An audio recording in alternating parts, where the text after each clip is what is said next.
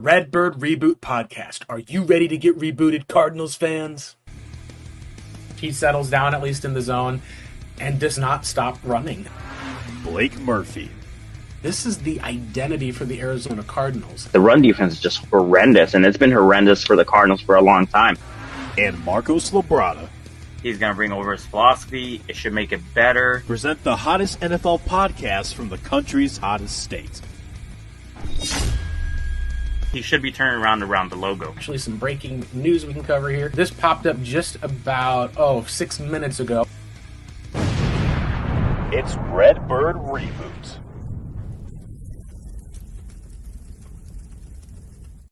Hello, Arizona Cardinals fans. Welcome in. This is the Redbird Reboot Podcast. You heard an earlier episode this week with Marcos Labrada. I'm Blake Murphy, his co-host, and here joining me is the other half of our normal quadcast in Joe Camo, a.k.a. the Cardinal Rule. We're here to talk about what's next for the Cardinals, review 2025's off-season, if that is. Check a look at the 2024 season, and go over a little bit more into some of the stats and analytics. Before we get started with that, Joe, how are you doing over there on the East Coast where it's a little colder there than it is in Arizona? Yeah, I was telling you, my heater isn't working.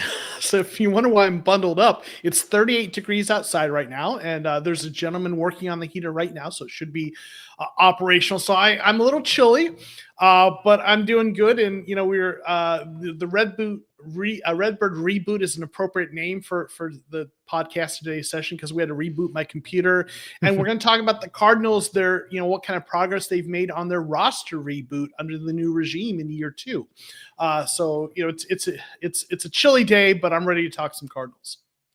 Sounds great. And as we start off, this is just a week after the season's over. The Arizona Cardinals finished with an 8-9 record in the NFC West. They finished third, and it's probably, as far as the season goes, when we made our predictions at the beginning of the season, upper echelon. Some people were looking at maybe 10 wins at the highest. Some people maybe were crazy to put 11. Some people were looking at the lower end, probably about 6 or 7 wins, but majority of people predicted kind of exactly where the Cardinals ended up at 8-9. And Joe, it seems like it's more a disappointment to fans, if only because at one point with the team being 6-4, it did feel like the Cardinals had the playoffs in their hands and they kind of, fumbled it, as football terminology would say, but did end up finishing with essentially a pretty strong pair of games, going 1-1 against a playoff team in the Rams and completely destroying the Niners 47-24 in their final home game of the season. Do you feel more positive about the trend that the Cardinals have had, or is this still kind of that regret that you probably should be one of those teams taking the field this week, or at least going in and playing the Rams with that opportunity for the division on the line? They just were not able to get it done against a surging Panthers team, and with how the rest of the season has turned out, it's pretty mid. Cardinals are a team that was neither good nor great nor truly awful. It seemed at one point they kind of swung between each of those. And I think that what we see in the NFL is periods of greatness followed by periods of kind of failure. It's really hard to kind of have constant mediocrity just because of how quickly things can change from a week-to-week nature. And at the end of the season, what are some of the biggest takeaways you have from this team doubling their win total from last season, but still finishing with a losing record? Yeah, it was very frustrating for fans for the reasons you're talking about, right? If it's one of those things where you stand back and if you look at the overall record, and I think most of us would have signed up for 8-9 going into the season. Like, okay, year two of the rebuild. We know the roster still needs some work. They've got some young players, but if they can go, up to increase that win total to 8 wins, that's a really nice step forward in year two, and then year three you expect to be a playoff team. But when you're going through the process and you're 6-4 and expectations and hope comes in, and it's the hope that'll kill you, right? And then all of a sudden it falls flat, is very frustrating. And so, the lens you look at it through depends on kind of if you're in it as you're going through it and you're 6-4 and you're excited. And I was there. I was like, I think this team's going to win 10 games. And when you looked at the schedule, that was not a pipe dream to think they could, right? They lose to Carolina. Like, that's a team you should have beaten, right? And And then you go through it, it's very frustrating. So fans who are maybe, how can I say this nicely, who are in their emotions or maybe a little more control driven by their emotions are going to be feel really down on the season, understandably so. If you stand back and look at the process, I do feel optimistic about what they accomplished overall from the rebuild process. There are some things from a performance and what they did that are frustrating, are discouraging. But when you have such a young roster, like this is like in most sports, this is kind of young, talented rosters are like this. They're inconsistent. That's the difference between veterans and young players, is that consistency. And this is one of the youngest rosters in the NFL. They played more rookies or second-year players than most teams in the NFL. I don't know the exact stat, but they're like in the top 3 or 4, I think, in snaps by first and second-year players. So to win 8 games with such a young roster, to me, is a positive sign about the development. But that the occasional blowout and the 2 halves of the season that felt very different, to me, had a lot to do with kind of the inconsistencies of young rosters. Yeah, I think that's one of the things that we've seen, at least with 24 and 25, is how this was always supposed to be a 3-year sort of rebuild for the Cardinals, like 3 years to the playoffs. When Kyler Murray went down with injury in 2022, tearing that ACL, you knew if he comes back, it's not going to be either at all next season or it'd be somewhere around in the teens, week 10, 11, 12, 13, that he'd be coming back. And you're not really going to get a full training camp. It'd be a brand new system. No one was expecting Arizona to be able to win.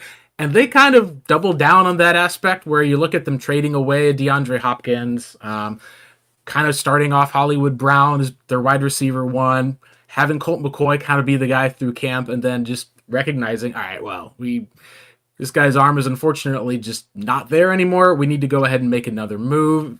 They still managed to probably do more, I think, in the first year than I think people expected. They played hard. They were able to knock off the Cowboys on the road.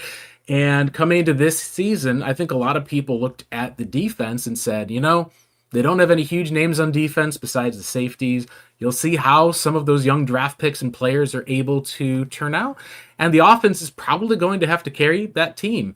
And what we've seen, at least as far as the overall grades, for outside of looking at individual games, individual players, that kind of ended up being the trend, especially for Pro Football Focus. The Cardinals ranked 6th overall on offense. They were 13th overall, which should probably tell you that this is a missed opportunity for not being a playoff team. Usually if you're in the top half of teams that are there, you're going to have to be pretty disappointing in one area or lose a couple of close games, which is kind of what happened. The defense ranked about 23rd. And so looking at this, I think if you had said the Cardinals are going to have a top 10 offense, a defense that's not dead last, it's going to be better than 25th to 32nd, and a special teams that's middle of the road, why not us? Why not the Cardinals in the playoffs? And I think what we got to see was there was a couple of individual missed opportunities down the stretch there. The team probably exceeded some of their expectations, because you look at some of the games to start the season with some of those huge blowouts, and you look at later in the season where they were losing these one-score games that came down to a manner of plays. It does feel like, in a lot of different ways, the Cardinals are right on track to where we thought they would be. I think it just, when you get to that certain spot of blowing out a couple of teams, going into your bye week in first place, it does show that expectations can make you, but expectations can also break you, Joe. And I think a lot of fans are probably grateful that we got that last win of the season to kind of remind everyone, hey, this is like what the Cardinals are. They're a run-heavy team. They can beat bad teams and run up the score. Their defense can make plays and force a few turnovers. All of these have been great building blocks for what seems to be a critical 2025 season for this staff and for this quarterback in Kyler Murray. Yeah, and I want to kind of dig into, you pointed out, their PFF rankings in terms of overall grades and offense and defense. And I also looked at that. I've got them ranked 6th in offense and 23rd in defense. And I think you do have to dig in a little bit into what goes into that, because, PFF grades, for anyone who knows, is more kind of how did they perform on each task, right? But it's not something like that. That 6th grade 6th overall offensive grade tells you how good their grades are, but it doesn't tell you anything about how explosive the offense was, for example. And this was a very run heavy offense, right? That that is bolstered a lot by Trey McBride and James Conner, who graded really well, and an offensive line that graded nicely, right, was solid. And Yeah. but this was a run heavy offense. Kyler Murray didn't throw for a ton of yards. He was efficient at points, but they ran a lot, and they didn't get really explosive play consistently from the receivers or the kinds of players that make big plays. So that sixth overall grade kind of reflects efficiency, but not explosiveness. And then when you dig into the defensive side, that 23rd grade is, when you look at it, they really struggled at the beginning of the year and really got better as the year went on. So, earlier in the year, they were 29th, 30th, right? And they came up to 23rd. They ascended it to 23rd. And if you look at like points allowed, they were kind of middle of the pack in the league, and they got a lot better. Now, I think some of this being a run heavy offense, well, obviously that's kind of how they built the roster, but I also think a ball control offense and kind of keeping the defense off the field was a strategic decision with a young defense. And I think that's what kept the offense from being as explosive and by, in terms of the really big plays down the field and focusing more on the run, also helped the defense. So it was not quite as an extreme version of what the Chargers did, Yes. Right. So I think you have to think about that a little bit, right? But the defense got better as time went on. Had some nice play from some young players. But yeah, when you look at those grades, you have to think a little bit too more about how they got to those grades. Right. And the other case, at least too, when it comes to how injuries played out for the Arizona Cardinals, a lot of their essential additions to the team, or guys that they counted on from 2024's offseason, were not actually really beneficial for quite a while. They ended up losing both of their nose tackles for the most part. So it was Roy Lopez, Kairos Tonga, and Naquan Jones had to be able to finish because Bilal Nichols was on IR. Justin Jones went to IR. You were able to at least see the best signing overall turned out to be Mac Wilson, who ended up basically kind of being that playmaking off-ball linebacker that allowed Kaiser White to be more of the on-ball linebacker. You think of that Darrell Washington role, at least, where he would be the guy who's always running downhill, making tackles, blitzing the quarterback when you're having some of these different exotic blitz looks where you're like, all right, we're going to rush 4 and drop 7, but the twist is that we're going to have 2 guys will fire from this side here while another drops back in coverage, and it's going to be Kaiser's the guy who we're going to trust pushing forward against the offensive lineman. I think that's where, when you look at in hindsight, the defense is much, much more impressive overall. They really ended up finishing in the top half as far as points would go. If you take a look at some of and I like to look at the pure statistics at least to be able to see how it measures.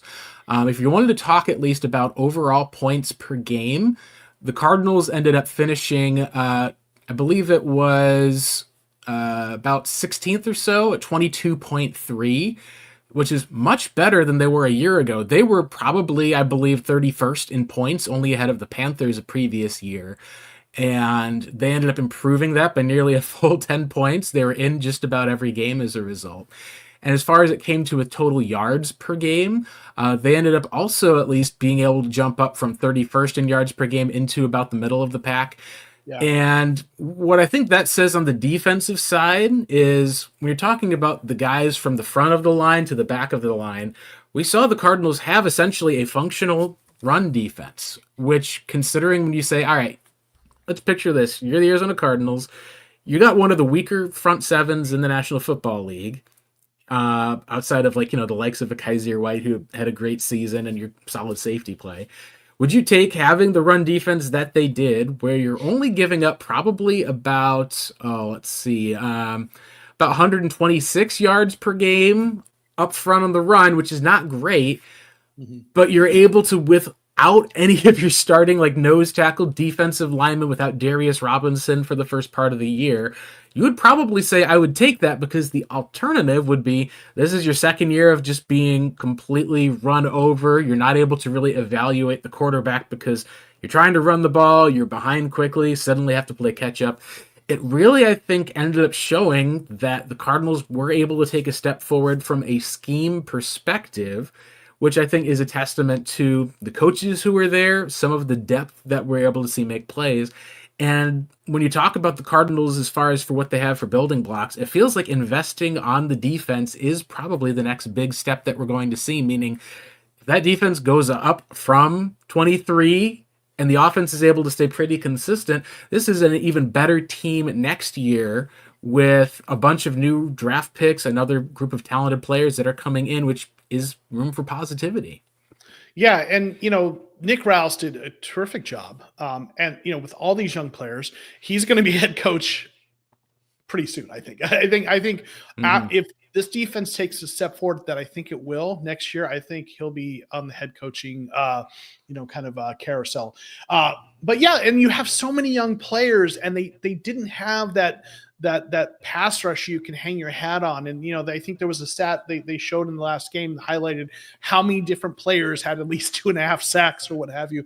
And so they had a lot of players, just kind of filling in roles, and they did a great job coaching them up. And a lot of young players kind of getting those snaps, developing. I think the secondary played, the cornerback outside of Garrett Williams, the grades weren't great, but overall the secondary played pretty well this year, especially considering how little, bona fide pass rush they had to work with. Sure.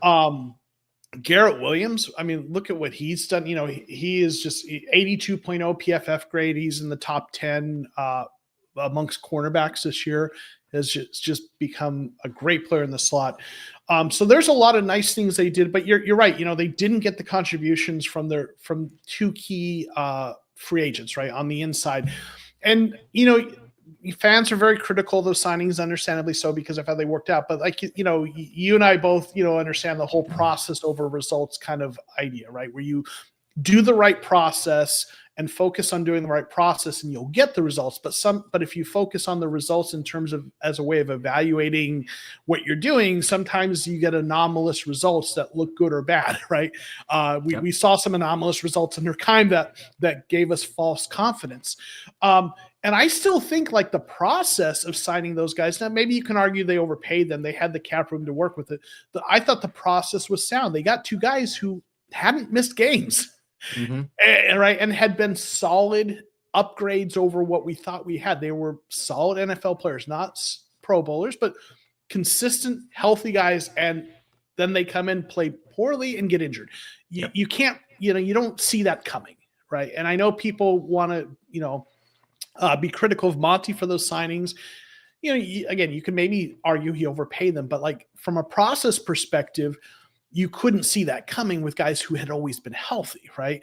And then you don't get those contributions, and then your interior defensive line ends up having to rely on, guys that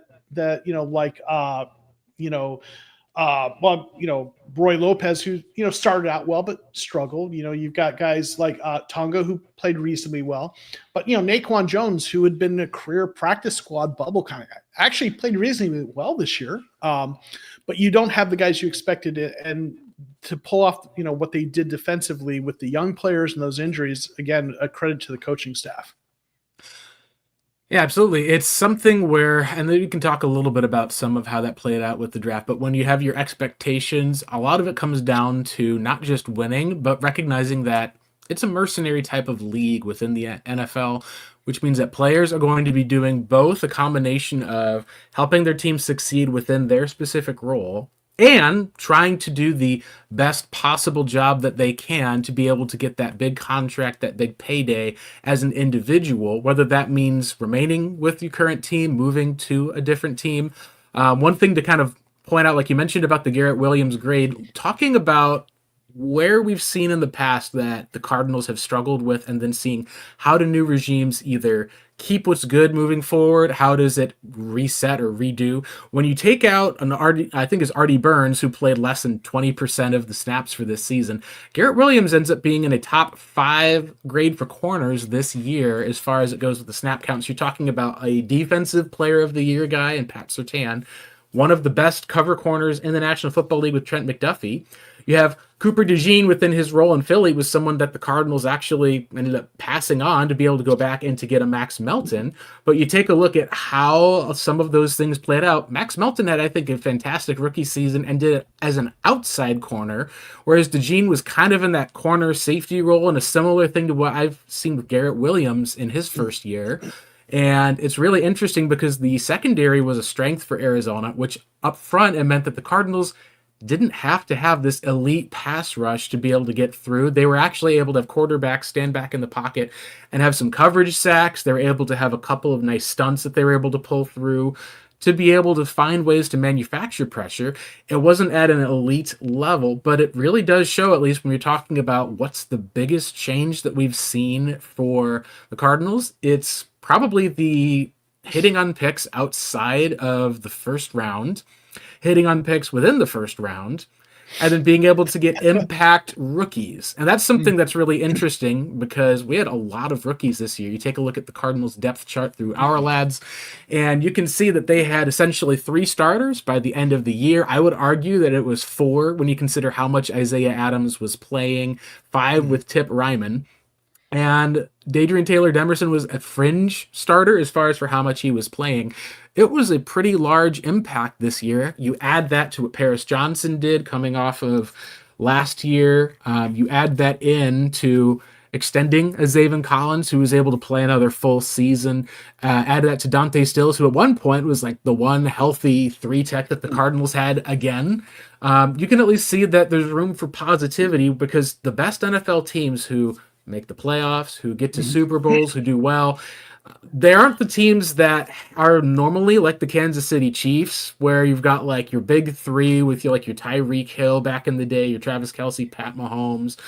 Pat was on a rookie quarterback contract there. You have some teams that try to put stuff together at least with huge numbers. I think of the 2021 Cardinals, best example, hands down. You entered with, a Pro Bowler and Rodney Hudson. Hopkins and AJ Green are like your starting wide receivers. Like, I mean, come on, like those 2 guys were getting paid a lot of money to be able to help man those positions.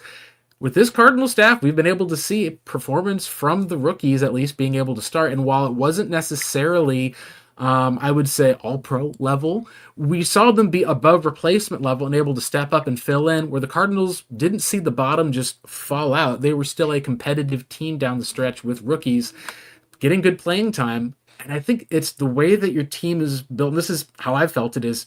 You have a limited number of resources. So if you're going to have a highly paid quarterback, like a queen on the chessboard, you're going to need to have a lot of pawns to be able to make up for just covering that amount of space. If you're going to have like a rook and a bishop, you're going to add in, you're going to want to make sure that you can bring a knight in. You may end up sacrificing a couple of pawns to get those guys into position. It's very, I think, clean what Monty Austinfort has done. And as a result, the Cardinals are now entering this upcoming offseason with a ton of cap room, which we'll see how much they'll actually spend as far as that goes. They have all of their draft picks this year. It's not like, I think even the final draft pick that the Cardinals traded away, which was that 2025, I think 6th or 7th round pick for Chosen. It was Robbie Chosen Anderson. That pick, they got one back at least in an exchange trade for, I believe it was Cam Thomas. So you've got all your picks essentially in each round, add a new plethora of talent, and being able to find guys in later rounds like we saw with a Tip Ryman, being able to have a Dadrian Taylor Demerson.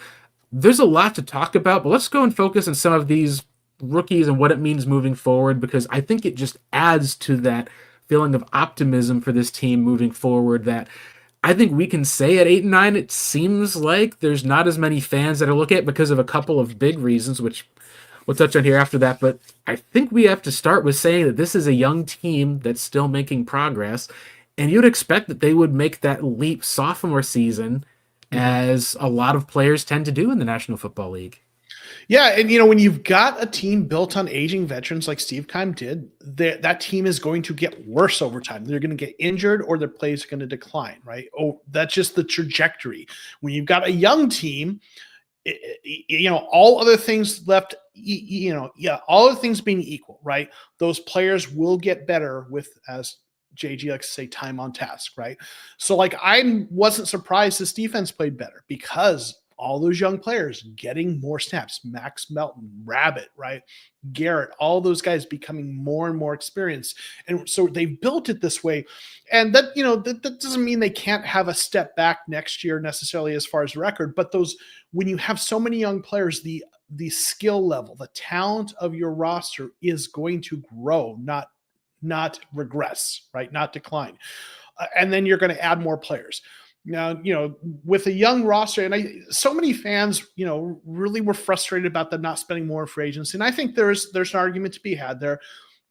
But I do think Monty has this long view that comes back to what you were talking about before, because you are paying your quarterback. I know some people aren't Kyler fans, but you're paying him. You're going to be paying McBride soon. You're going to have to, in a couple, before at some point, you'll have to pay Paris Johnson Jr. You're going to have these guys that you're drafting, you're going to have to pay them at some point. And as you're talking about, if you have queens on the board, you need to find a way to, offset that in terms of your pawns. Well, there's two really effective ways of doing that. One are value free agents who just play their role well, guys like, Yelda Froholt, right? Who, and, you've paid him a little bit, but he's outperforming his contract as a top 7 or 8 graded center. You find a few guys like that, right? But what you really do is you draft and develop players so that, when it comes time, there's some of those guys you draft, you're going to have to let walk. You can't pay them all. But if you draft well, you have guys ready to step into those roles, right? That's what teams like the Ravens and the Steelers and the Patriots have done forever, right? Mm-hmm. So Monty's process, again, I think is really sound. You see players he's drafting are playing and contributing, and if he keeps doing that, they're going to pay Garrett Williams, but they might not pay Jalen Thompson again, right? But they'll have Rabbit, right? And they'll keep drafting those guys, and maybe they don't pay Michael Wilson because they're going to pay McBride and Marvin Harrison Jr., but they're going to draft someone else in the next year or two who will replace him if that's what happens. So Monty is doing a good job with that, and you have to you have to draft and develop those guys so that you have pawns that are skilled pawns and not practice squad fodder pawns. Totally agree there. I think we can also now shift, as we were talking about some of the positives, into some of the things that fans would look as negatives this year. I think it's really the perspective. I think that I agree that there's some disappointments that popped up. There's also some areas that were good. So if we entered the year and said, all right, we're going to talk about Kyler Murray, he's going to end up having his best year since the 2020 season statistically.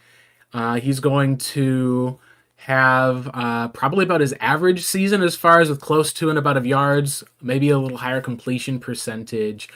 We're really going to see this run-heavy team that is going to, in some cases, protect a shorter quarterback. If you drop back 50 times a game, as Cliff Kingsbury was doing, you're going to end up seeing a lot of issues that pop up with shorter quarterbacks. If you're going to have passes that get knocked down, that sets you back. If you're going to see, even when it comes to running the football, we're able to at least see that using Kyler under center, some different bootlegs, we're able to draw defenses away from that typical RPO, blitzing 5 guys, 1 person running free. There's still always going to be ways defenses will scheme.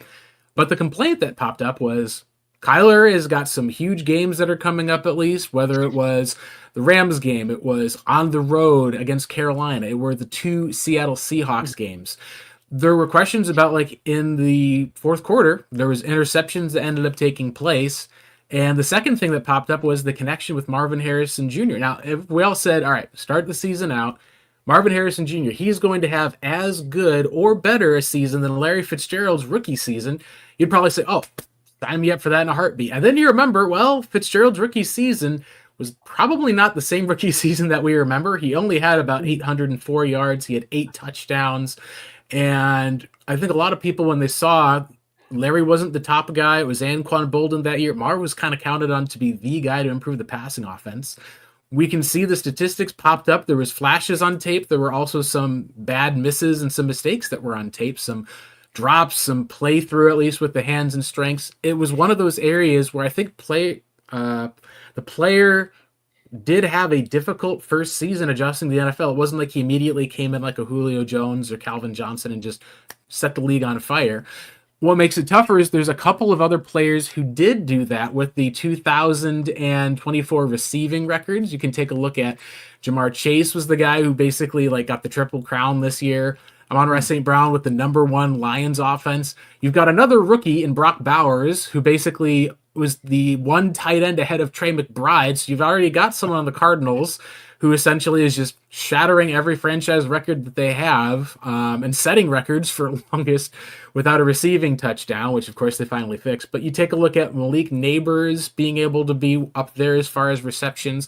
And then in total number of yards, I think a lot of people were hoping that you would see Marv be somewhere closer to this Ladd McConkey, 82 yards, about 1,200 or so receiving yards.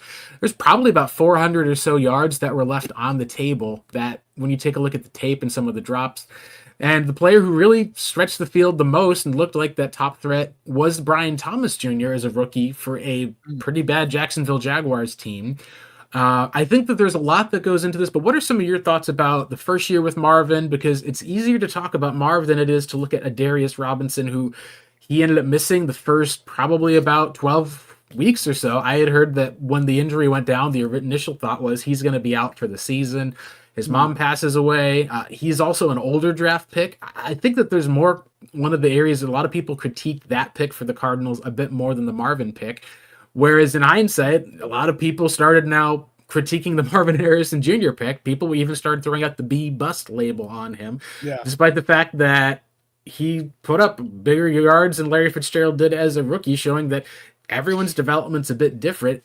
And I think there's maybe a little bit of harshness that's been applied. But what do you think? I mean, the expectations were so high, and he ends up finishing with 62 receptions for 885 yards. Nice touchdown number. 8 touchdowns is really good. But the consistency and the being consistently part of the what the offense was doing is what we didn't see, and not being as competitive as people would have liked in those 50-50 ball situations. I think he wasn't. I think if you ask me to pick one thing that was not there for Marvin Harrison Jr., I would say aggressiveness. Aggressiveness going after the ball, coming back for the ball, aggressiveness, but like skill was there. He was fluid. He looked nice, in terms of running the routes, made some really nice plays, but it felt like that thing that Anquan Bolden had, right? That in his throughout his career is the thing you want to see more of. I'm not worried about Marvin Harrison Jr. I think that's, that if that's your rookie season and you have the skill set he has, he's going to get better. He's going to be, is he going to be Jamar Chase? Maybe not. You'd hope he gets a sense of that level. But like, this is still a trajectory for a top 10 to 12 receiver, for a rookie season, if he makes improvement. Now we want to see him become a top 5 receiver. That's what you draft him to be. But I think he's going to be fine. Rookie season, there's so many things that can go into that with a run heavy offense. Hopefully we'll see more aggressiveness from him. You mentioned Kyler. I really want to quickly mention something that I had kind of tweeted about, and I know you saw this earlier. I did kind of a little bit of a dive into one of the passing pressure stats that PFF has, and send out a long string of tweets about maybe 3/4 through the season. And what I found was Kyler was really bad when blitzed, like one of the worst bottom 5 quarterbacks in the league when blitzed. His PFF grades just went down significantly. And I looked at it throughout his career. He's kind of, he hasn't always been bad at that. He's had some years where he was above average, some below average. It was just a very kind of standard kind of variance regressing to the mean. But this was a really bad year. And after I tweeted that and did kind of that dive into that, I watched every game for that specifically. And I'm like, 3rd and long. They're going to blitz him. Yep. He's going to backtrack and he's going to throw it away. Right. 3rd and long, blitz. Nope. They got him, right? And so teams saw this, and I just started seeing that consistently. When he was blitzed, Kyler could not consistently respond to that well. Graded really poorly against that. And looking at what's the reason for that, my hypothesis is he is in year 2 and what is a new offense for him that he never played in before. He'd always played in those spread air raid type offenses. That's the thing they always said with Cliff. He knows this offense. And now he's learning a new offense. And I think in certain aspects of it, he's playing very well within the offense in certain facets. Mm-hmm. But my hypothesis on this, my theory, is when you're dealing with blitzes, you're having to make very quick decisions and you're having to make adjustments on how to deal with that pressure. And I think perhaps he knew better intuitively what to do in those situations, in those spread air raid offenses, because he had so much time on task, so many reps in those that, I'm getting blitzed. Here's what I do. Here's where I go. Mm-hmm. And I think in this more West Coast style offense that he's playing, this more kind of zone run offense, I think he knows, he's studying to know, but in those split seconds, it's not as intuitive. It's not as second nature. I think that's just giving him enough hesitation responding to those blitz situations. So the hope is more time in this offense, he'll get better at that. But that needs to get better that if he can get better, because when he wasn't blitz, he was one of the highest graded quarterbacks in the league. And that's what's interesting as well with blitz, not being blitz, pressure and not being pressured is something else that comes up as well. So this is going back to November, which seems like it's forever ago. This was, I believe, the Jets game in which Kyler basically completed all of his passes for all of the yards. It was the best way to describe it. She's talking about how his accuracy under pressure had been very impressive. He actually had a higher grade to start the season under pressure than he was when kept clean and not pressured. He was 8 for 8 under pressure, led all QBs in QBR when pressure on the season. This is when people are like, all right, maybe this is like an MVP type of chat. What's interesting is that the second half of the season that shifted, and whether that was due to injuries, whether it's due to planning of defensive coordinators, like you said, all of a sudden that flipped and he started getting blitzed more. So I think what we may have seen, and this perhaps talks about some of the adjustments, was first half of the season, teams are getting pressure on Kyler Murray without blitzing. They're getting pressure with 4. He's able to just run around, make plays. He's actually got space. They realize, all right, let's go and take that space away from him, make it where he's going to have to read the defense, make a quick throw. And in this offense with Drew Petzing, one thing we noted was there wasn't very many passes that went behind the line of scrimmage. That's one of the things that I think when you're talking about Cliff Kingsbury's offense, we said, hey, when offensive lines can't protect, when teams are blitzing, what would Cliff do? Well, he'd throw a bubble screen. You'd say, well, it's not necessarily saying that has to be the case every time, but that is one of the biggest things of when pressure is going to be on there instantly. That's a way of being able to get the ball out quick. The quarterback who was the best at this was Tom Brady. Like, if you blitz Tom Brady, guess what? You're going to get killed. Patrick Mahomes is the same way. He knows exactly where the ball is going to go. He knows who it's going to. And one of the things that we saw this year was, and this is Seth Cox from Revenge of the Bird said, there was no targets for Marvin Harrison Jr. at or behind the line of scrimmage. McBride had 15. Dortch had 14. What was really interesting about Greg Dortch was, you take a look at the stats that he had this year, when he had to kind of step up with Michael Wilson missing for the last game of the year, he had 4 catches for 47 yards, including a 23-yarder, and it was like on these design screens or passes behind the line of scrimmage. And it was against a blitz look from the 49ers. So, you kind of piece some of these things together, you can recognize, and this kind of goes with the theory that I think kind of ties to how quarterbacks can be both the biggest effect, or maybe even effect, on their team, while also being the most affected by the team and the surrounding talent that they have. And if you want to take a look at how this has played out, you take a look at entering 2024. What was the narrative for CJ Stroud, the narrative for Bryce Young? Well, the narrative was CJ Stroud looks like the best quarterback since Andrew Luck coming into the league. Like, he's been fantastic. Meanwhile, Bryce Young is like, oh, this is the guy, like, this is just Josh Rosen if you gave him a mini mushroom from Mario or something like that. Like, shrunk down. It was like, skinny Kyler when wet. He's going to be this guy who's just short and skinny, just looked like a total bust. Well, what we saw at the end of the year was the Panthers were a much better team that was able to kind of pull off a few wins with some big-time throws. And Marcus Whitman pointed out that they kind of seemed like they flipped a coin. In season 1, it felt like there was a plan for the blitz because the Texans could not pick up a blitz this season, but last year, Carolina, you blitz them, they could not pick it up whatsoever. it seemed to me similarly like what you said with Kyler against the blitz. One of the areas that I think, at least, that I would be curious about is what does it look like if you're making additions to the offensive line, especially recognizing that the Cardinals played some tougher defensive lines. They did lose Will Hernandez for the rest of the season. They kind of got down to offensive tackle 5 at one point, I think it was, with Kelvin Beachum going.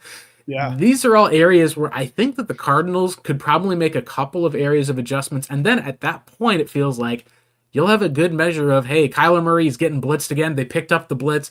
He's still hanging in the pocket and then trying to scramble, run out, and make a play happen with his legs because he's not making that quick decision. Those, I think, are things you're going to want to look for in 2025. What we did see this season was kind of a return to who we expected that he could be in the midst of what was probably a good running team, but not a good passing team. Cardinals, once again, were kind of that front runners that we saw with the Cliff Kingsbury in 2020 and 2021. I think that's going to be the big thing we're going to look for next year is going to be, does that passing attack get a bit of talent added, and do we see it then take off, or do we kind of end up in a similar spot as we've been through end of 2022, 2023, 2024. We're in the kind of that same mold of knowing what Kyler is. Yeah, and when you look at what you with this offense, because there's some nice pieces that they've developed and they're developing. You know, you've got Marvin Harrison Jr. You've drafted him to be your wide receiver 1. You know, your that X receiver out there. You've got your tight end. Your tight end room is really nice. I mean, Ryman's going to be solid for his role. Obviously, we know what McBride is. Higgins has been nice. They add a day 3 pick there, but they don't really need to. And where I'm going with this is there's not a lot of places where you need to really upgrade the player as much as you just need the player to develop on offense. Like you look at like the offensive line is really maybe one place you could look at that. You've got your left tackle of the future. He's there. Paris Johnson Jr., you're set. Interior offensive line, Froholt is there for at least the next couple of years. He's holding that down. You've got a guy behind him in Gaines you're developing. Guard is the place you look at. Okay, but you drafted Adams and you're playing him, and it looks like they're looking to try to get him to be that guy. You've got a couple guys like Colon and Hernandez that and Brown, maybe one of those between those 3 guys you feel like your other starters. Maybe you draft another guy to develop on the interior there. But Monty, I don't see going early for interior offensive line. I've done a lot of conversation about this. Looking at the draft history of the Patriots and Monty is they don't go interior offensive line any earlier than 3rd round. And usually it's 4th round. Right tackle, you've drafted Christian Jones. You've got Jonah Williams. Maybe like the only place on offense, there's 2 places I think I see them really drafting early potentially, and I'm not even completely sold on that. Maybe they go tackle early to just to really invest heavily in the bookend, but with Williams and Christian Jones, maybe they don't. Maybe they just kind of stick to the process of developing the day 3 guy in Jones and trusting it, which is what the Patriots also did a lot. That Marcus Cannon was a guy they had at right tackle like that, right? But maybe they decided to splurge and go heavy and draft another tackle on day 1 or 2. And then the other place is a speed wide receiver to take the top off the defense. Yeah.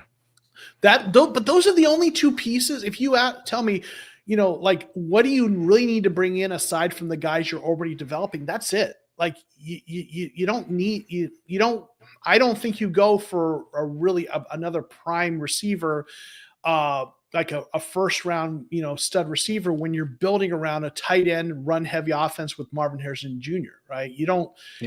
We're not talking about Miami offense, right? We're talking more Baltimore offense, right? Mm-hmm. But you could use that speed guy. And then again, offensive line, they've invested already a bit in it and developed some nice players, but maybe you splurge, but that's it for the offense. Like other than drafting guys to develop for depth at running back and offensive line, there's not another premium and heavy investment. Most of your investment, and you kind of alluded to this earlier, is going to be on the defensive side in terms of your draft capital. Yeah, it's something that I think you can say that there's a need for playmakers at each level of the Cardinals defense, especially up front. I think that a lot of people looked at Darius Robinson and said, is that the guy who can be the pass rusher for you?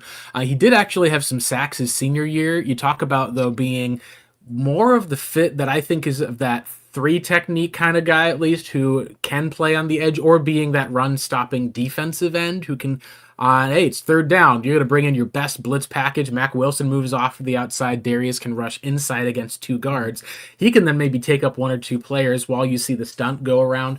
What it really comes down to is that losing BJ Ojolari for the year, it really hurt Arizona. Losing Dennis Gardeck for the year also hurt Arizona. The offensive line overall played well, but like you said, there was a bit of room to be desired when it came to the guard spot. Will Hernandez at least was ranked lower on the guard spot. Christian Jones at least didn't really have to go up against anyone because he only played for grand total of, what was it, like one single game with 74 snaps. And then Jonah Williams started the season got injured in game one, came back, and then got hurt again. I kind of lean with you in that if you're going to be talking about Monty addressing premium positions, ones that are hard to find, maybe you say, hey, we can go ahead and take another offensive tackle, knowing that maybe they're flexible enough. We could plug them in at guard for a season, go out and spend some money, or use one of our guys we have in Isaiah Adams, who's already on the roster at the other guard spot, and then be able to set up ourselves post Jonah Williams. If you're looking to build an offensive type of team, I think that's fine. Like you said with the speed receiver, it does feel like, and this is maybe having to pull up what the actual players are who are available, because it's pretty slim pickings in free agency. I don't see the team going after a T. Higgins, because otherwise you would go after that if you did not have the likes of Marvin Harrison Jr. you drafted a year ago. There is not as much that's out there as far as being able to find a perfect fit, and I do think one of the things we want to see is probably some adjustment from, I would say, the end of how the teams play. So the 2025 wide receivers are pulling this up here. As far as it comes to with what they're looking for like with Monty, with like character guys, it felt like that the offense was a bit more functional in terms of overall when Michael Wilson was out there as the other wide receiver. Well, the reason why is his blocking. He's a bigger guy. He's got size. However, when it came to the passing game, when he was injured and Greg Dortch came in, was Zay Jones kind of getting his feet back under him. It felt like the passing game the last couple of weeks actually seemed like it got better. And I think what it comes down to is that within this scheme, you're probably going to need to have more of what you call a flanker receiver. So you've got Marv as kind of your prototypical X, but now you're going to talk about moving him in, moving him out, having some of those one-on-one matchups while also realizing, hey, like we may bring him in inside, leave a speed threat guy outside, be able to have his bigger body, help him be able to develop as a blocker, and keep a lot of that 13 personnel going, because that's how the Cardinals found some great mismatches this year. They were able to get Trey McBride wide open plenty of times. They kind of had a lot of those plays were designed more for Trey, and some of them they actually even designed for Michael Wilson. I think it was the Rams game, there was that long, deep touchdown that he had. For the most part, that was like a fully designed play. It feels like they can't really take Michael Wilson and have that quick separation off the line, being able to make people miss. He just seems like he's going to be that big body possession guy that can pop up. And it feels like, to me, I'd almost rather have him take on backing up Marvin, being that wide receiver 4 role of like we saw for a Jerron Brown, and having a true kind of Z receiver that's able to be there, like you said, to take the top off the defense, get open deep. I think there were hopes that Marvin Harrison Jr. could be that guy. And what we saw was kind of something similar to his draft profile. So we saw a lot of the strengths that we got to see as far as scramble talent, speed changes, very, very precise as far as with how his routes went for the most part, even being able to have his tracking ability. What we really saw with this first year was all of the weaknesses here kind of were exposed in year one, where teams in the opposing corners attacked those. Like as far as grabby coverage, how they were able to quickly get to the ball if he was a little too long in a route or the throw was just a bit late. There was a couple of drops that hadn't been characteristic in 2022 that were there. And then maybe not having the blow by speed to consistently outrun NFL corners, I think showed up on some of the deep tape as well, where they had times they ran him on post routes, but he wasn't the primary guy on the team getting that ball. He was kind of the decoy, and that was what made me a little more frustrated. I'm like, oh, this is the route that Zach Pascal ran in 2023. They got Marvin Harrison Jr. running that route. All right, like, let's see how year 2 goes for the most part, but it definitely was something where we saw over time, showing up in the last couple of games of the season, it got a bit better.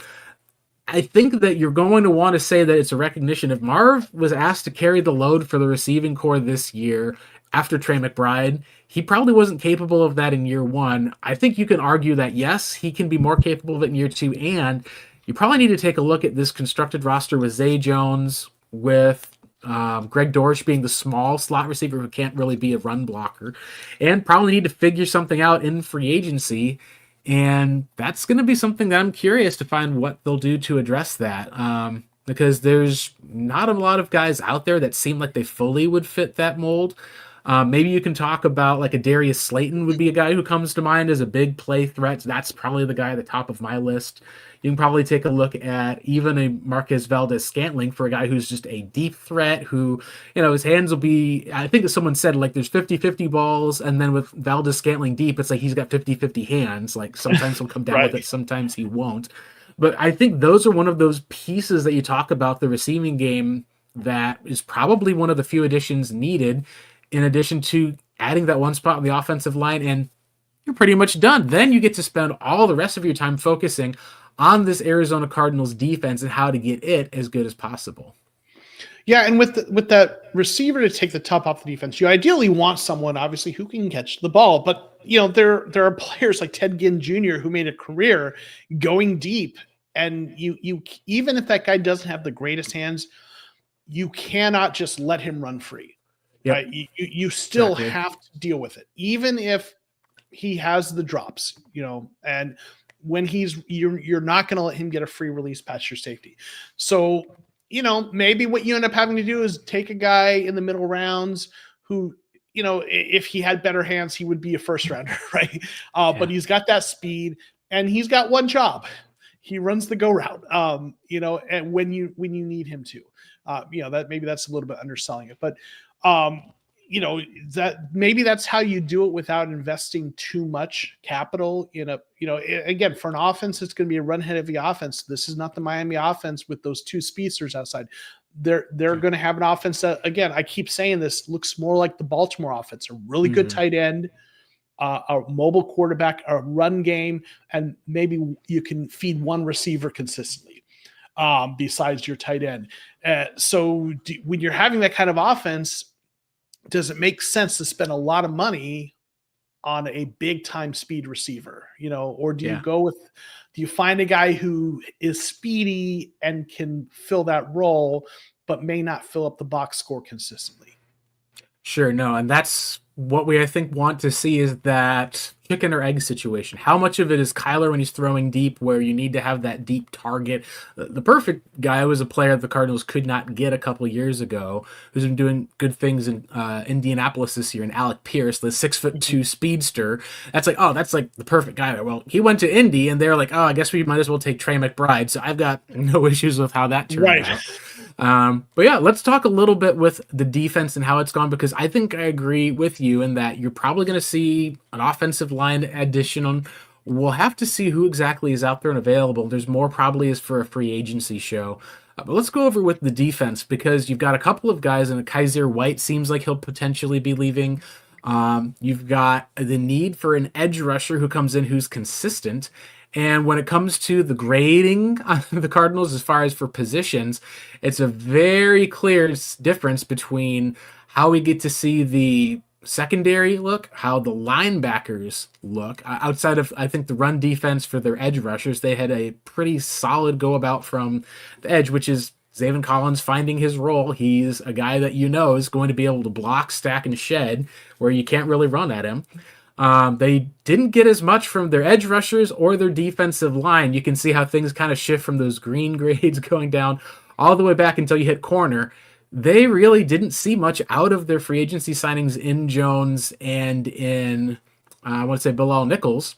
So it really does seem like, if you're going to talk about what's the biggest thing that the Cardinals could potentially need, I'd say you probably need to get an edge rusher, and you're probably going to need to get a defensive lineman or two, probably at least one stud defensive lineman who's able to come in to be able to help what ended up being an okay run defense, to be able to make it pretty great and then get pressure, knowing you got some good ball hawks in the secondary. With Budda Baker now under contract, you've got the three safeties locked up. You probably can get one more cornerback in free agency or find some mercenary Given how well your draft picks played the last couple of years, I feel pretty positive that the downside is the Cardinals, you hoped you would have gotten to it this year. You hope BJ Ojulari would have broken out and your defensive line signings would have been good. The positive is you feel like the rest of the defense is pretty well set, and now we get to kind of focus on where the team can improve in their front seven. Yeah, I think you're right. And if you are looking at what you do with this team, honestly, I don't think you need to do anything with the secondary this offseason, really. You've got a lot of young players. You've got Max Melton, obviously. You've got Starling Thomas. And you've got Elijah Jones, who didn't even play, right, because of injury, who was a cornerback that people really liked. And, those players didn't necessarily, when you look at the cornerbacks in particular, Thomas and Max Melton, they didn't grade super well, but they were also playing without a lot of pass rush to protect them, and they're also young. So if I'm looking at how I'm building this team, you've got your two stud safeties, right? And then you've got Rabbit, who is a nice ascending piece. So your safety room is set for this next year. Maybe you draft a guy on day 3 to develop if you want, but you don't need to do that. And with your cornerbacks, I say you just let those guys develop and see what Max Melton is, see what, let Starling Thomas play. You've got Keitrell Clark, who's played some if you need. You've got, Jones, who can, who didn't play, who see what you get from him. And yeah, I know Bunting, Murphy Bunting wasn't a particularly popular defense, but I say you let that room play out and fix that defensive front and get pressure and see how how that secondary plays when they have pressure supporting them, and they've got another year under their belts, because you've got a 2nd round pick there, right? In Melton, who's supposed to become a starter for you, and a 3rd rounder in Elijah Jones, who I don't know if there was how much of that's injury. I think part of it is a combination of recognizing he wouldn't have gotten onto the field. You didn't want to necessarily keep him on the roster. Like I know back in 2019 we talk about how Hakeem Butler was probably in danger of being cut as a rookie. The team is like, oh, you got a foot injury. Sorry, you're on IR for the year. It's kind of called a red shirt is what you'll kind of refer to that as. I think that they did red shirt Elijah Jones in that regard, knowing that, hey, you've got an opportunity. Sean Murphy Bunting probably not going to come back. Starling Thomas may be competing at least there. Now you've at least got the opportunity for him to compete for a roster spot given what you gave up for him. And he was, coming off of an injury at least anyway. So it made a whole lot of sense to me that was the direction that they ended up taking with him.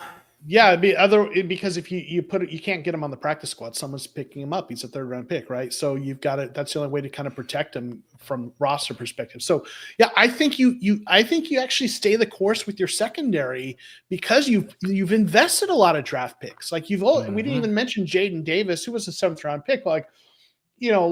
He's, not that I'm necessarily saying he's going to do anything, but where do you fit him on the roster? Practice squad. So between Keitrell Clark, Max Melton, Elijah Jones, Starling Thomas, Murphy Bunting, you let those guys go out there and continue to develop, see which cream rises to the top, and you fix that defensive front, right? You get those, like you said, I agree with you, 2 interior defensive linemen and 1 edge rusher. You hope BJ Ojulari comes back and develops into something. But if I'm looking at things for the Cardinals, of their first 4 picks, 3 of them are allocated for me to edge and defensive, 2 interior defensive linemen, 3 of the first 4 picks. I don't care which order you go with that. I can, depending on how the board falls, if your best player is an interior defensive lineman, in the middle of the first round, great. If it's an edge, go that way. And then you get then you get a 2nd defensive lineman, maybe in round 4. But you really need to shore up that defensive front. No, I agree. I think the biggest thing, at least overall, that's nice is Cardinals have, for whatever reason, gotten production out of the defensive linemen that they've had. You're hoping that, and I think at least as far as for seeing some of those contracts with the guys coming back the next year, like I believe there's Josh Jones, I think, with the Cardinals. He ended up signing, I think it was, oh, sorry, not Josh Jones at least. Sorry, this is the other one who at least played, Justin Jones. See, Josh Jones, former Cardinal at least for that. Yeah. With Justin Jones, he was the guy that a lot of people liked that signing a little bit. He just had not ended up looking as great. I think it's one of those places where you'll want to see a combination of bringing in some veterans, getting some open competition. You talk about like how do you address the draft? And like we know that Monty's going to probably, like you said, go for the top and most valuable positions. It's interesting this year because this is not a heavy quarterback draft. There's some great pass rushers and edge rushers this year. There's some good tackles, and there's not really like anything as far as I see a huge difference between the top. I think it's maybe top 6 or 7 picks. Once it kind of gets down to pick like 8, 9, 10, there's not a huge drop off between pick 10 and pick 16, for example. There's just pretty decent first round setup for the Cardinals. You could even potentially trade back if you feel like there's still a guy that's left on the board or two. It's one of those places where I think that's what we'll see Monty address, is going to be signing quite a few defensive guys, extending the likes of a Trey McBride. We'll see what they do as far as a receiver. Now, let's talk a little bit about some maybe off the wall thoughts, because I've been kind of through this here. It's going to be a million mock drafts we'll see of deciding who's the best defensive lineman or edge rusher to the Arizona Cardinals. A lot of people are not going to look at corner. They're not going to obviously look at most of the other positions. I kind of am with you where I would be fine taking an interior offensive lineman who's got a bit more athleticism, but maybe relying on them to start year one when you've been drafting and developing some later round picks. You can get a veteran guy like they did with Evan Brown. Maybe it doesn't make as much sense. Do you think that there's the opportunity for the Cardinals to kind of pull a little bit of a wild card, whether it's trading up, maybe trading, we've talked about trading back before, taking an offensive position with 16, or even trading that pick ultimately, which is what I think a lot of Cardinals fans today are wondering about, some other veteran players who may be available for trade. So yeah, if you look at it as though the on-script thing is edge rusher or defensive interior lineman, right? Those are the two on-script picks, right? For pick 16. And then you're like, okay, well, what could the Cardinals do that's off script? What's the wild card? I think trading back is the first wild card. Like, because the Patriots loved trading back. They loved getting second round picks, especially. Mm-hmm. And there's some analytics that talk about the value of second round picks. There was an article written years ago that talked about that's the best value comes with second round picks in terms of production versus cost. And they always loved trading back and picking up the next year, second or day two pick of the next year. So I could absolutely see them, if they like, if they feel like the players available to them a few picks back or 5 or 6 picks back are comparable, I absolutely see them trade back. If they stay, or even trading back, but if they go with the position other than edge or interior defensive lineman, to me, the wild card positions are receiver or offensive tackle. Yep, I'd agree. It's like we talked about, getting that other offensive. Now, I still think Monty's philosophy is, I got my left tackle in the first round, and I'm going to draft and develop my right tackle in the middle rounds. Like Christian Jones, I think, is the guy he's eyeballed as that. But I could see them deciding with what they want to do, just going all in and getting themselves another offensive tackle, especially if the value's there. And again, receiver, we talked about, even though people have asked me about that before, and I thought, no, I don't think they're going receiver early. And I still don't. But if you're if you say, okay, they don't go defensive front and they don't go offensive tackle, what else do they go there? Then I could see, receiver being what they go there. So those to me are the off script.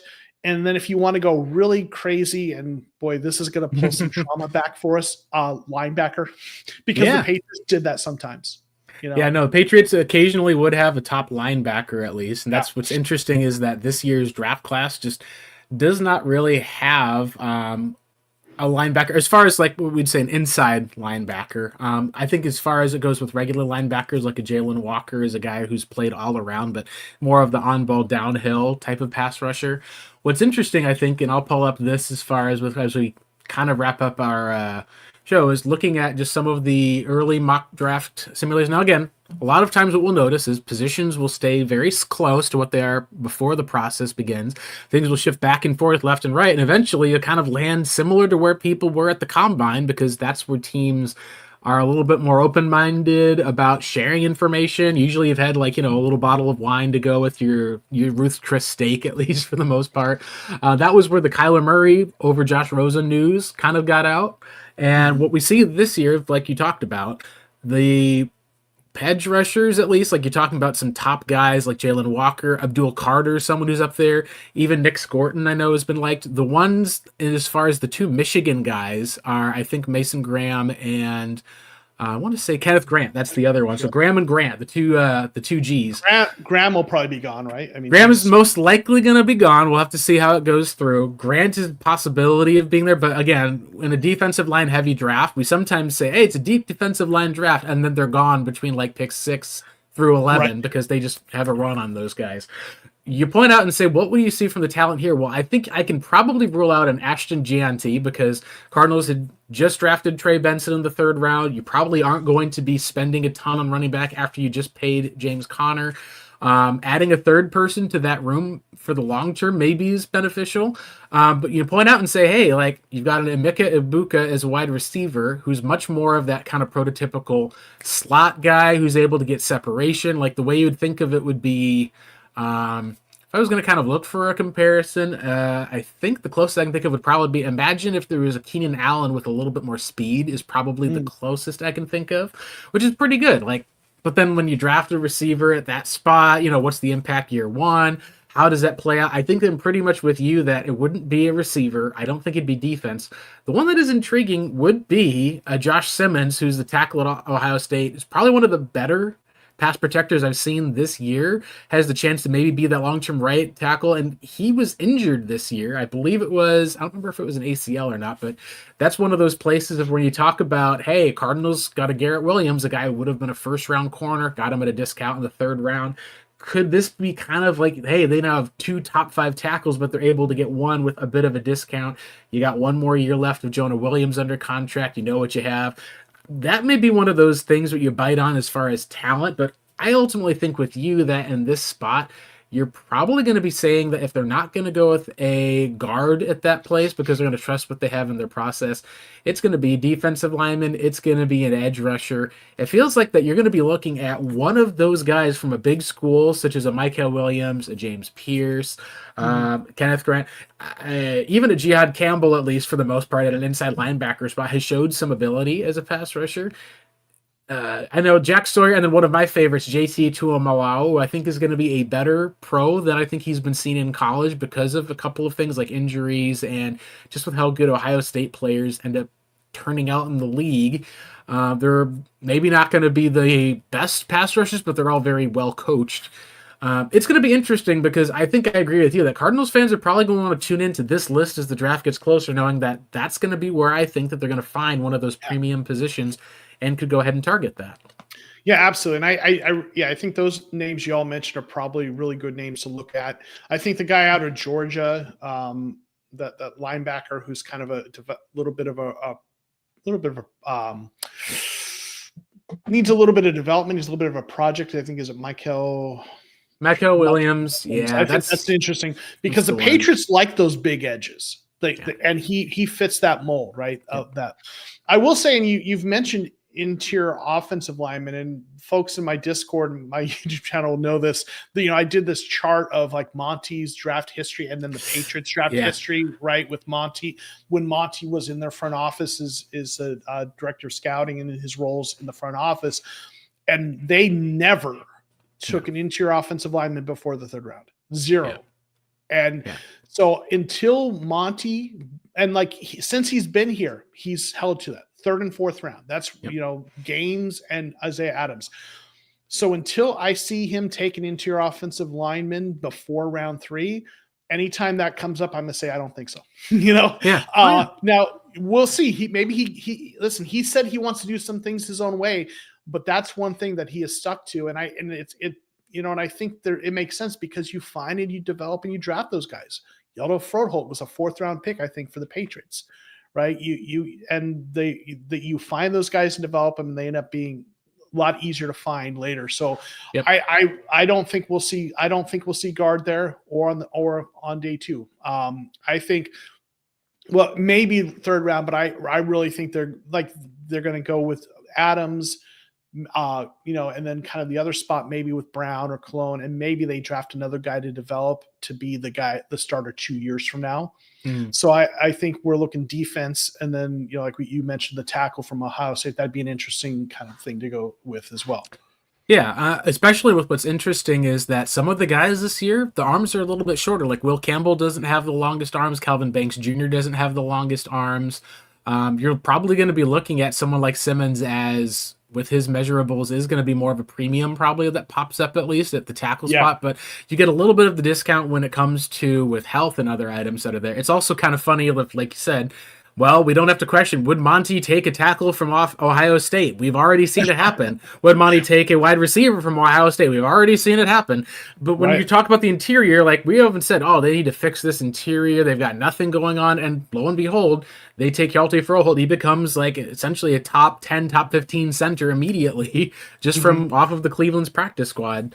So it really does kind of show with where I think Arizona is. We have to look at, I think it's going to come down to obviously the health of some of their key guys, obviously the quarterback being the biggest one. We haven't even talked about, to the special teams. Do they bring in competition for their new kicker at least? Chad Ryland, do they bring in a backup quarterback who's a veteran quarterback for the most part, knowing that they've kind of been able to see, hey, we've had Kyler healthy now, played a full 17-game season. The offensive line has looked good. Do you want to be able to upgrade it knowing that if he misses 3 or 4 games, it's not going to be that you're in a rebuild year. You're going to be kind of going for it, and you want to have that quarterback who can step in and be able to win you a game or two as needed. But yeah, I think at the end of the day, for the most part, a lot of Cardinals fans would probably want to have a mock draft at least that would look similar to attacking the front 7. Maybe you see something in a tackle, and then figuring out what are going to be some of these valuable mid-round picks that you'll be able to continue to add to what I would say through year 1 has been a pretty successful draft class. And overall, we have to say this, I think I'd said this, it's still a disappointment because I think you had a 1-game chance to get to 9-8 and be able to play for the division that no one expected in year 1. Even if they lose to the Rams and then beat up the Niners, if they had beaten the Panthers, I think people would have said, check all the boxes, that's a success. Maybe you could have won the division, but you got to 9-8. It just kind of showed that you want to see those situational single game scores flip the other way in 2025. And then after that, I think you're wanting to see that this coaching staff and this GM is able to kind of be those guys for the future. We've never seen a Cardinals head coach last more than about 6 seasons. We've seen a couple of contract extensions for general managers, and we know those are the guys closer to Michael Bidwell. But it's going to be something that I think Cardinals fans are hoping that this team is able to have kind of that cultural shift, and then we're able to see in 2025 kind of that arrival on the main stage that we thought we got there a little early going into the bye. Latter half of the season was a bit of a letdown. You need to kind of see that shift change in 2025. Yeah, and we've talked about this rebuild and we've talked about ad nauseum, but this is from objectively speaking, stepping back, this is like textbook year 2 rebuild, right? Mm-hmm.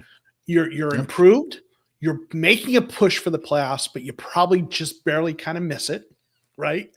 And then you're getting ready for year 3, and then you're seeing some young players develop like literally. And, you and I have been talking about this, and I talked about it last year, what to expect on the 3-year rebuild, which is what the Lions went through. Right. They're the blueprint right now. And this is like, you couldn't have scripted it, at least statistically and results wise, more on script for year 2. Mm-hmm. It was frustrating the way it played out. That Panthers loss was the most that's the most disappointing loss. That's the game.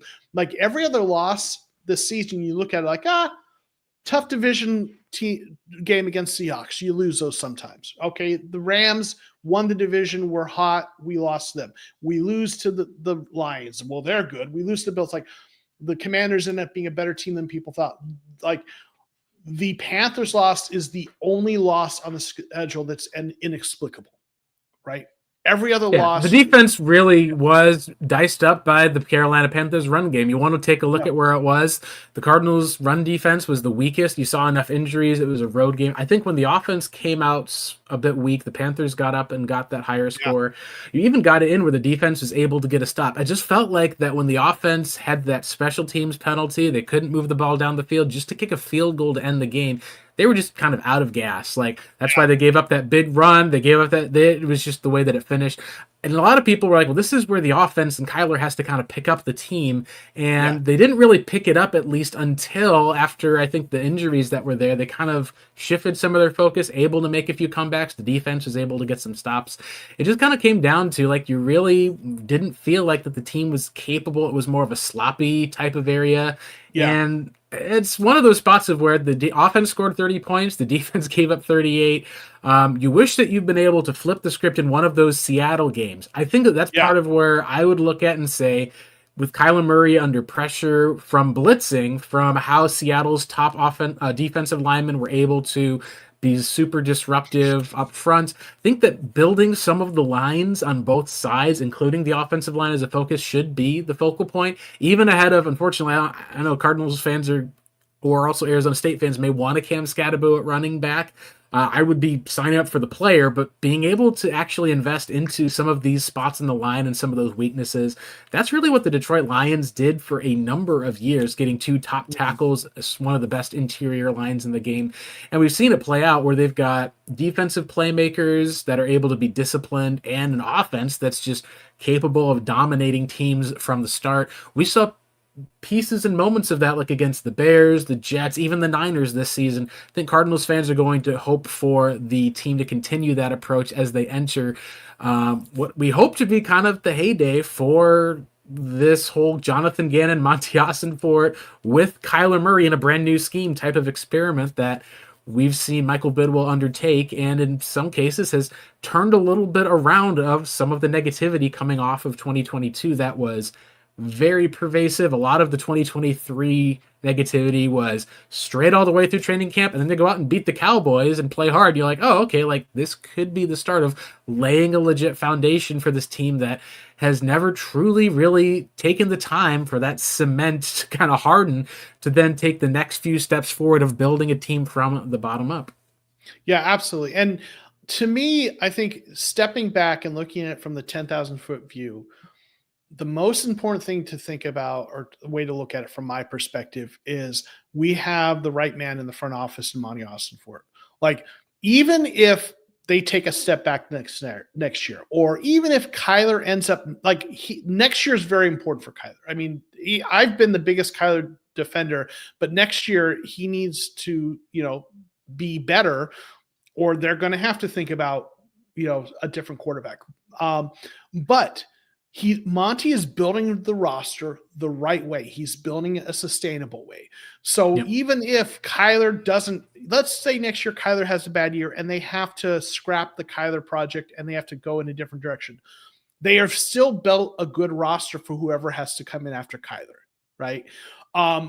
And for whatever kind of things about Michael Bidwell, and and listen, there's money parts of that too. He doesn't have the same kind of bankroll as like the Rams ownership, and they're always going to be at a disadvantage that way. Well, how do you deal with that? Well, you kind of have to moneyball it through good drafting, right? So like whatever.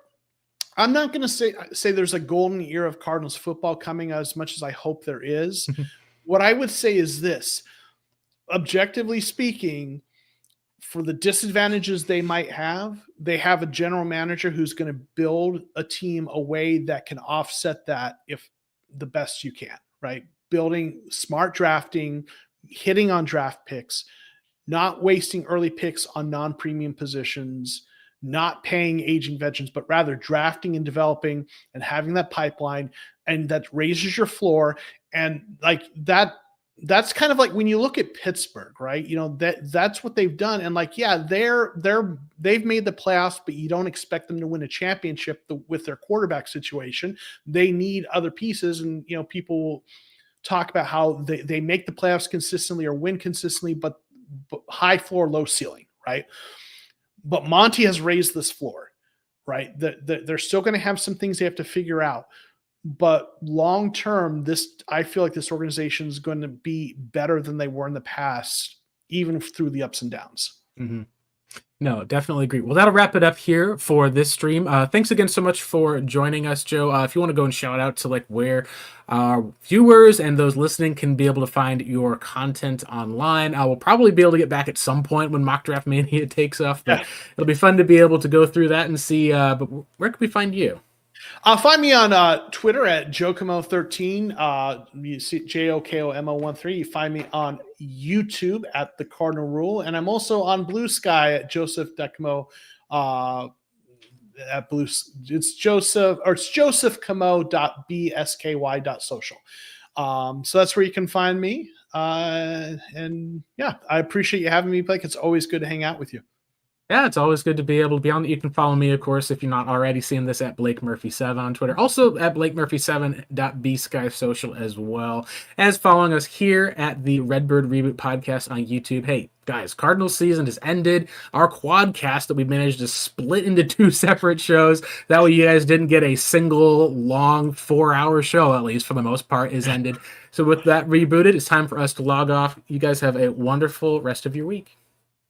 Go Cards.